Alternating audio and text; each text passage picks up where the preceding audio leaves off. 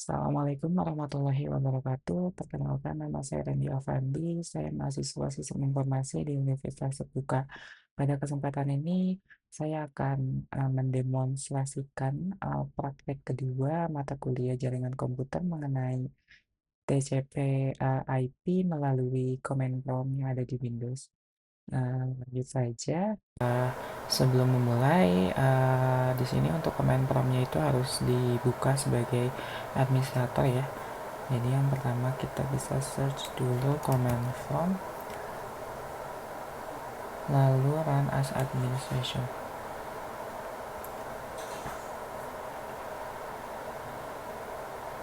Oke, untuk mengetahui bahwa dia menjalankan as administrator mungkin bisa dilihat dari namanya ya. Jika tanpa administrator biasanya nanti akan yang muncul adalah nama user. Yang pertama di sini untuk perintah saya akan mengetik cd untuk langsung berpindah ke direktori utama di drive C ya. Jadi nah, nanti dia langsung masuk ke direktori C atau ya sistem ya. Perintah yang kedua adalah ada CLS. Perintah CLS atau kepanjangannya itu clear screen ya. Perintah ini berfungsi untuk membersihkan seluruh tulisan yang ada pada layar jendela command prompt agar ya dia bersih kembali gitu. Contohnya saya akan langsung CLS. Nah, jadi dia kayak membersihkan prompt yang udah kita jalankan gitu ya, semacam reset. Yang ketiga ini ada perintah CLS slash ya. Di sini adalah fungsinya untuk menambahkan tanda tanya setelah perintah akan menampilkan berkas bantuan mendasar mengenai fungsi dari perintah CLS tersebut. Saya langsung CLS. Nah, seperti itu. Lalu yang keempat ada perintah dir. Perintah ini digunakan untuk menampilkan menu bantuan yang lebih komprehensif ya mengenai instruksi direktori atau pemformatan file, daftar file. Ini tinggal ditulis aja dir. Nah, seperti ini. Perintah kelima ini perintah dasar ya, ini untuk menampilkan informasi ringkas konfigurasi antarmuka jaringan yang terhubung di komputer saya ini, seperti alamat IP, subnet mask, dan juga default dari si gateway-nya. Jadi kita tinggal tulis ipconfig, enter. Nah, jadi ini adalah konfigurasi jaringan yang ada di komputer saya. Di sini kayak di Ethernet, saya tidak menggunakan Ethernet ya, jadi medianya disconnection, ada Ethernet adapter juga disconnection, LAN disconnection. Nah, di sini saya menggunakan wireless LAN adapter WiFi ya, jadi memang saya di sini menggunakan WiFi. Jadi yang terbaca adalah jaringan yang terhubung ke WiFi itu sendiri. Seperti itu. Selanjutnya di sini ada perintah ipconfig /all. Fungsinya adalah untuk memberikan informasi yang jauh lebih detail ya dibanding ipconfig biasa. Ini lebih detail, termasuk ada hostname dari komputer sendiri, konfigurasi dari si DNS server, serta ada physical address atau MAC address dari si network adapternya. Jadi seperti ini. Nah, ini tampilannya akan jauh lebih lebih komplit dan detail. Lalu yang selanjutnya yang ketujuh ini ada perintah ipconfig dengan tanda tanya ya. Ini adalah bertindak sebagai panduan yang menampilkan seluruh opsi parameter tambahan yang didukung oleh perintah ipconfig beserta contoh dari si penggunaannya. Nah, seperti ini. Oke, mungkin saya begini. Nah, ipconfig. ipconfig. Nah, selanjutnya yang ke-8 ini ada perintah ipconfig/release.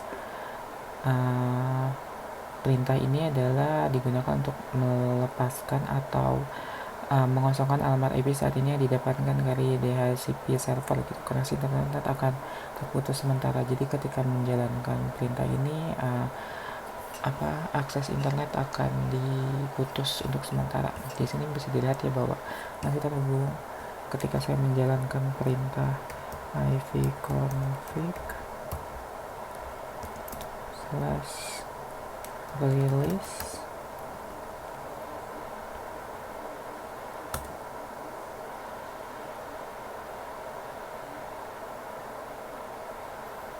Ini ada perlu beberapa saat ya untuk dapat menjalankan perintah ini. Oke. Karena di sini saya menggunakan Nah, ini menunjukkan bahwa memang si jaringannya sempat terputus. Karena di sini saya menggunakan pengontrol dari jarak jauh ya, jadi ya membutuhkan jaringan internet pastinya ketika menjalankan perintah ipconfig/release. Tadi sempat ada diskoneksi sesaat sementara. Di sini yang ke-9 ya, ada perintah ipconfig/renew. Fungsinya adalah setelah dikosongkan, perintah ini digunakan untuk meminta kembali alamat IP dari DHCP server agar komputer bisa terhubung kembali ke jaringan.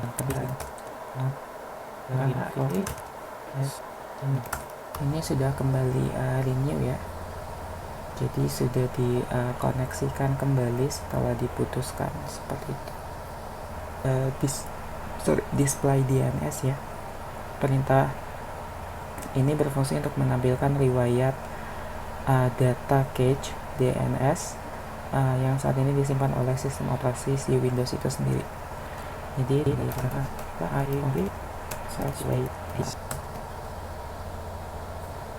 nah, seperti ini dari outputnya.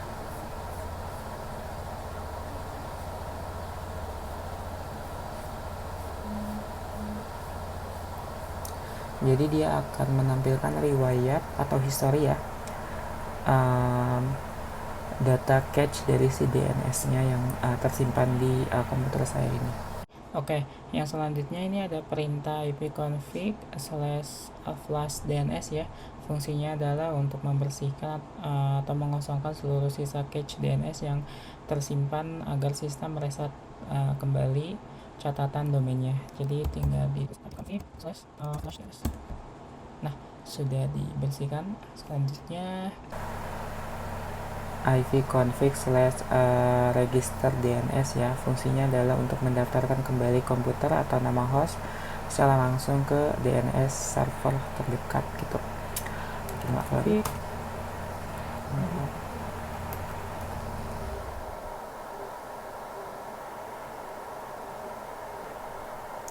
Selanjutnya di sini ada perintah ping.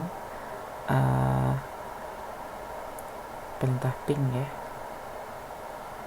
Di sini saya akan coba melakukan ping ke Google Search untuk menguji konektivitas antarmuka antar jaringan komputer saya ke server dari si Google Search itu.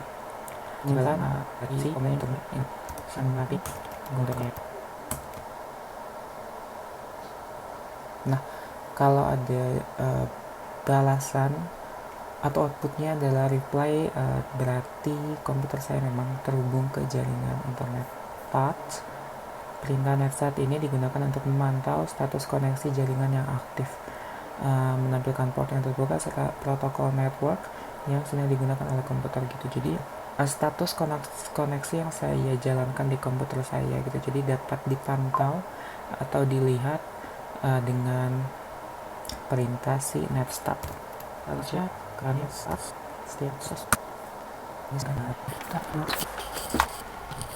Ini pas linknya pas ada ke ya. Seperti ini tampilannya, bahwa fungsi dari Netstat adalah untuk melihat koneksi apa saja yang saya gunakan di laptop saya. Selanjutnya di sini ada perintah tracer. Perintah ini untuk melacak rute perjalanan paket data dari komputer saya menuju alamat atau server yang saya tuju, gitu, melewati router mana saja hingga sampai ke Google. Contohnya di sini saya akan menggunakan google.com untuk menguji itu. Jadi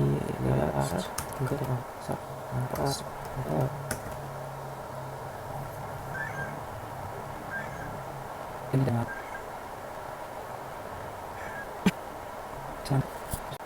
Oke, baik. Setelah perintahnya dijalankan, seperti ini ya. Perintah path ping fungsinya adalah untuk kombinasi antara ping dan tracer yang tidak hanya melacak si rutenya, namun juga menganalisis jika ada paket yang hilang atau ya paket loss ya pada setiap lompatan dari si jaringan.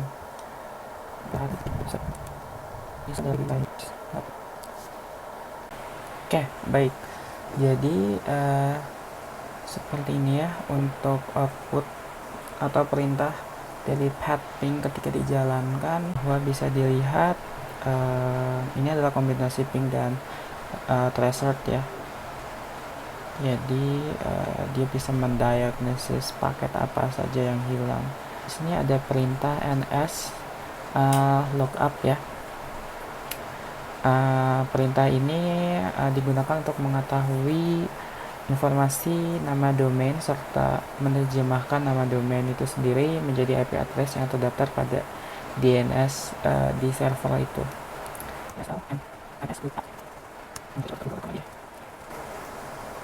Nah, seperti ini. Selanjutnya ada perintah netsh. Perintah ini netsh ya, atau network shell juga. Ini adalah bagian dari utility berbasis teks yang sangat cukup powerful untuk mengubah konfigurasi jaringan lokal, seperti mengatur IP statis maupun mengelola firewall via CMD.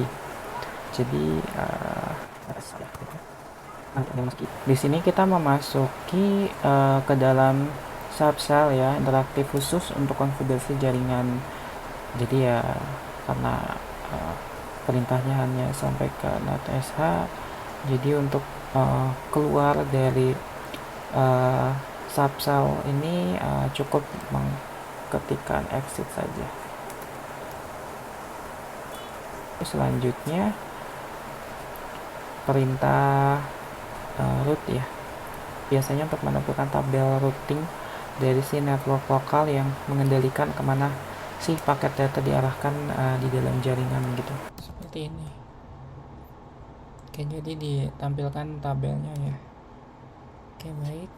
Oke, selanjutnya di sini yang terakhir ya ada perintah net user. Sebenarnya ini perintah untuk mengetikkan daftar akun apa saja sih, atau user account ya yang ada di komputer saya yang sedang saya gunakan ini gitu.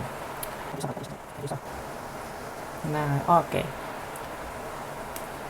Jadi ya net user ini fungsinya untuk itu ya, untuk mengetahui user apa sih yang terdaftar atau pengguna apa saja sih yang terdaftar di komputer yang saya gunakan ini. Di sini bisa kelihatannya bahwa usernya saya hanya satu, Randy saja, dan dia menjadikan administrator gitu. Jadi di tugas 2 ini diminta untuk dapat menjalankan perintah dasar ya yang ada di command prompt. Ini totalnya tuh ada 20 perintah dasar. Oke, baik, demikian penjelasan saya mengenai tugas 2 perintah dasar TCP/IP di command prompt pada tugas 2 mata kuliah jaringan komputer ini. Semua perintah yang saya jalankan di komputer saya dapat berjalan dengan baik dengan output yang sesuai dengan perintah yang dijalankan. Baik, terima kasih atas perhatiannya. Terima kasih. Wassalamualaikum warahmatullahi wabarakatuh.